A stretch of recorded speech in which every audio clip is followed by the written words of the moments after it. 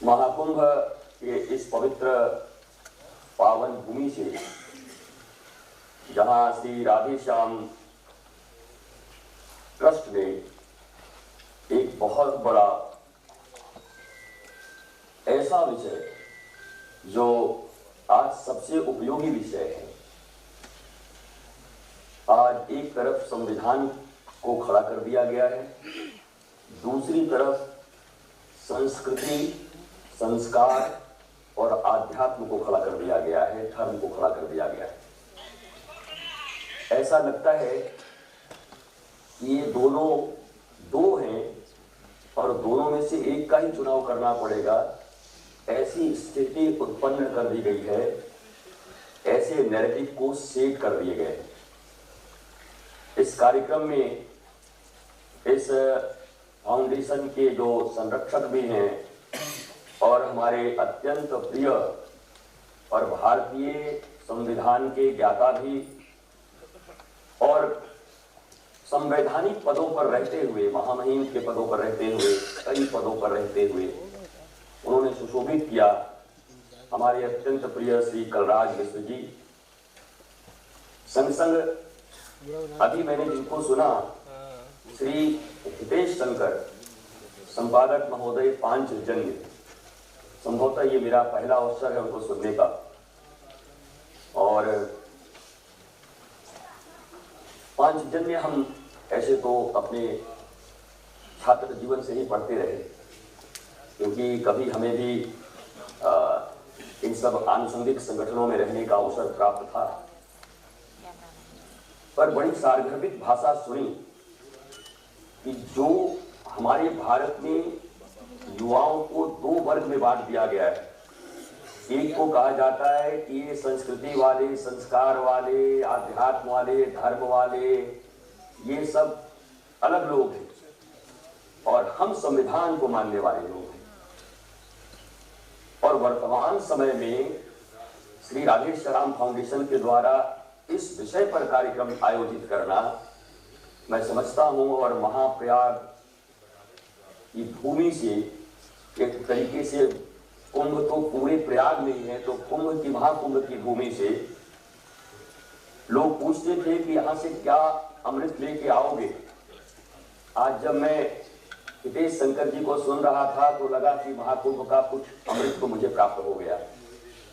संस्कार और संविधान को इतनी अच्छे से परिभाषित करते हुए, अधिकार और कर्तव्य के साथ युक्त करते हुए, और दोनों एक दूसरे के पूरक हैं, बल्कि ये कहें कि संविधान का निर्वाह भी वही लोग कर पाएंगे जिन्होंने संस्कारों को अपने जीवन में अपनाया हो। मैं वर्तमान समय में एक सनातन संस्कार विद्यालय, महाविद्यालय के निर्माण में भी लगा हुआ हूं, जिसमें 16 संस्कारों की फैकल्टीज बना करके उनसे ही संस्कारित करने और उनकी ही पढ़ाई करने की पूरी सिलेबस और योजना बनाई गई है। वो 64 कलाएं हैं जो कभी भगवान श्री कृष्ण ने महाकाल उज्जैन की भूमि पर जाकर और प्राप्त के अपने गुरुदेव से, उन 64 कलाओं के अंतर्गत ही एम्प्लॉयमेंट से लेकर, और आप जो बहुत साधारण शब्द प्रयोग करते हैं एंजॉयमेंट, बल्कि ऊपर से इसके ऊपर ब्लिसफुलनेस, जिसको हम आनंद कहते हैं, वहां तक पहुंचने का मार्ग तय करते हैं। बहुत अच्छी बात उन्होंने कही कि पहला संस्कार क्या है। गर्भ में आने से पहले, हमारी एक स्लोगन लाइन भी है, गर्भ से गर्भ तक, अर्थात जब बालक गर्भ में आए उससे पहले के संस्कार 3 और फिर अंतिम संस्कार तक। और वहां भी उन्होंने कहा कि जन्म प्रमाण पत्र से लेके और मृत्यु प्रमाण पत्र तक संविधान के तहत आ रहा है। अगर इसे हम रिलेट करने में समर्थ हो गए व्यापक स्तर पर इस देश में, तो वर्तमान की जो सबसे बड़ी समस्या है, मैं यूथ्स को पढ़ता हूं, हजारों युग से रोज मुझे मिलने का अवसर मिलता है, देश के विभिन्न हिस्सों में घूमता ही रहता हूं, और उनके जो सबसे बड़े प्रश्न यही है कि वो बहुत दुविधा में हैं कि क्या संस्कार जरूरी है या हम संविधान का पालन कर रहे हैं तो हम ये करते चले।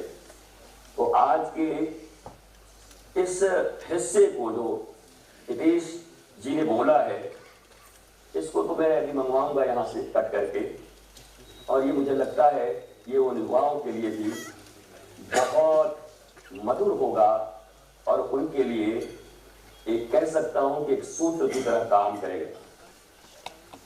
देखिए, आप सब भी, हम सब जो बैठे हैं, हमारे जीवन का उद्देश्य क्या है? मानव मात्र के जीवन का उद्देश्य क्या है? हम आनंदित ही तो होना चाहते हैं, आह्लादित, आनंदित, प्रसन्न। फिर किसी से पूछो क्या चाहते हैं? आराम से जीना चाहते हैं। अब हालांकि आराम तो बोलते हैं, पर राम जीवन में आते नहीं है। आराम, राम आ जाए तब तो आराम भी आपको मिले, तो राम भी नहीं आने देते आप। श्रीमद् वाल्मीकि रामायण कहती है, रामो विग्रहवान धर्म, श्री राम चलते फिरते धर्म है। तो संविधान और संस्कार, संविधान का पालन वही कर सकता है, मैं बहुत चुनौती के साथ कह सकता हूं, जिसने संस्कार पढ़े हों, अपनाए हों, जाने हों, संस्कृति को समझा हो, वही संविधान को मान भी सकता है। संस्कृति से दूर, संस्कारों से अनभिज्ञ लोग कभी भी संविधान की अनुपालना नहीं कर सकते। भारतवर्ष अगर संवैधानिक राष्ट्र है तो इसके पीछे सबसे बड़ा जो कारण है, पूरे विश्व का अगर परिदृश्य देखें तो संविधान हट जाते हैं जगह जगह से। क्यों हट जाते? वह संस्कार, वह संस्कृति जब मिटने लगती है तो संविधान मिट जाते हैं। भारत में संविधान आज भी लागू है और हम चाहते हैं कि अनंत काल तक ये संविधान युक्त भारत चलता रहे, हम चाहते हैं। लेकिन यह तभी संभव है जब संस्कार युक्त मनुष्य यहां निर्मित होते रहेंगे। और संस्कार, संस्कृति, धर्म, आध्यात्म, बहुत अच्छा कहा हितेश जी ने कि पहले तो संविधान, संस्कार, संस्कृति तक आए, उसके बाद जैसे ही आध्यात्म कहते हैं तो लोगों को लगता है वो आ गए अपनी जगह पर, अब ये धर्म बोलेंगे। ये घूम फिर करके ये लोग अपनी जगह पे आ जाते हैं। उनकी ऐसी भावना है, ये जाती रही भावना जैसे प्रभु पुरुष ने दिखी। हालांकि न वो धर्म की पूरी परिभाषा समझने की चेष्टा करते हैं। और मैं नौजवानों को कभी भी दोष नहीं देता, क्योंकि जिस देश में कितने सैकड़ों वर्ष पूर्व मैकोले की शिक्षा पद्धति लागू हो गई हो, और जहां से संस्कार और संस्कृति हमारे विद्यालयों से, गुरुकुलम से समाप्त ही कर दिया गया हो, तो इन नवयुवकों का क्या दोष दें? इनके जो माता पिता हैं और इनके भी माता पिता हैं, अर्थात 2 पीढ़ी आगे तक, उन्हें भी अगर हमारी दादी और नानी रात्रि में सोते समय वो कहानियां न सुनाई होती सुनाने के लिए, एक प्रहलाद, एक ध्रुव, एक मीरा, एक महाराणा प्रताप, एक शिवाजी, तो हमारे भी संस्कार से युक्त होने की और संस्कृति को जानने के सारे रास्ते बंद हो जाते। सरकारी तौर पर तो गुरुकुलम, संस्कार इत्यादि सब बंद ही हो गए, लेकिन वो दादी नानी का गुरुकुलम चल रहा था जब तक, तब तक की पीढ़ी हमें। इसलिए इस मन में एक ही भाव उत्पन्न हुआ कि अगर मैं आध्यात्मिक जगत में हूं और धर्म से कोई कार्य कर रहा हूं, तो क्यों नहीं संस्कार के लिए ही मैं काम करूं और संस्कृति के लिए काम करूं। और आज जब मुझे यह विषय मिला और मैं आज वहां उपस्थित रहने वाला था, पर कल के स्नान के लोभ में, क्योंकि जब हमने वो समय निर्धारित किया था तो ऐसी संभावना कुछ नहीं थी, कुछ ऐसी चीजें हुई जिससे काफी आना जाना थोड़ा सतर्क सावधानी से हम सबों की रक्षा के लिए बनाई गई है। लेकिन बड़ा आनंद आ रहा है क्योंकि मैं कलराज मिश्र जी को भी देख पा रहा हूं और प्रेरणा ले रहा हूं। हितेश जी हैं, सारे लोग सामने बैठे हैं, तो मुझे तो ऐसा प्रतीत नहीं होता इस डिजिटल युग में कि मैं दूर हूं, सामने ही हूं, आप सबके सामने। आज आपने जो विषय उठाया है तो आपने पता नहीं क्या क्या इससे अचीव किया होगा। तो एक बात को पक्का समझ लीजिए कि अपने पक्ष में, भारत के पक्ष में और मनुष्यता के पक्ष में आपने एक बड़ा काम कर दिया। रितेश्वर तो आपके विषय का दास हो गया, क्योंकि हम जहां भी जाएंगे हम इस विषय की चर्चा करेंगे, इस विषय से हम लोगों को जोड़ेंगे, चाहे वो मंचपुरी हो, हमारा धर्मपीठ का हो, कहीं से, पर संविधान और संस्कार कैसे इन दोनों में समायोजन हो, कैसे संस्कारित मनुष्य ही संविधान का पालन कर पाएंगे, इस बात का ज्ञान जब लोगों को होगा तो निश्चित तौर पर हर व्यक्ति पहले अपनी नींव को मजबूत करना चाहता है, फाउंडेशन। तो फाउंडेशन संस्कार है और इस फाउंडेशन के द्वारा बनी हुई जो ये संविधान का महल है तब ये सुशोभित होगी। संस्कार विहीन संविधान किसी भी राष्ट्र में, किसी समाज में टिक नहीं सकता, वो बर्बाद हो जाएंगे, वहां कुछ नहीं रहेगा। कहते हैं ना कि जंगली कानून बन गया। तो इस संविधान की रक्षा के लिए भी आइए हम सब यह संकल्प ही, राधेश्याम फाउंडेशन के लोग भी जहां जहां जो काम करते, आपके लिए भी एक सूत्र है, संकल्प करो तो पूरा, फिर विकल्पहीन, मेरे पास कोई रास्ता नहीं, मेरे तो आधार श्यामा श्याम के चरणारविंद। आखिर ऐसा संत क्यों कहते थे? क्योंकि वो पक्का संकल्प करते थे, तो तुम नहीं तो कोई और सही, वो सही नहीं तो कोई और सही, तो आपके कोई संकल्प पूरे नहीं होंगे, आप कभी दृढ़ प्रतिज्ञ नहीं हो सकते। तो प्रतिज्ञा के साथ, संकल्प के साथ कि हम संस्कार, संस्कृति, आध्यात्म, इन विषयों पर खुलकर चर्चा करेंगे और 16 संस्कारों के जिस महाविद्यालय का निर्माण और भारतवर्ष में 1008 गुरुकुलम का निर्माण का संकल्प हमने लिया, वो चल रहा है तेजी से, तीव्रता से। भारत के बड़े बड़े विद्वानों ने इसके पाठ्यक्रम को तैयार किया है। एक हमारा पुराना गुरुकुलम व्यवस्था था, जहां से जब पढ़ करके निकलते थे हमारे छात्र तो नौकरियों के लिए नहीं दौड़ते थे, बल्कि वो इतने हुनरमंद होते थे, एक एक चीजें उनको आती थी कि वो लोगों को नौकरी देने के योग्य होते थे। पर जब ये मैकोले आए उन्होंने हमें नौकर बना दिया, हम नौकरियों के लिए दौड़ने लगे। तो जब तक यह व्यवस्था पूर्ण रूप से परिवर्तित नहीं होती, और व्यवस्थाएं तभी परिवर्तित होती हैं जब समाज जागृत होता है। मैं आज एक बात कहते हुए अपनी बात को विश्राम दूंगा, क्योंकि मैं भी मर्यादा में रहते हुए, हमारे मुख्य अतिथि जी भी बैठे हुए हैं, और अपनी वाणी को विराम दूंगा।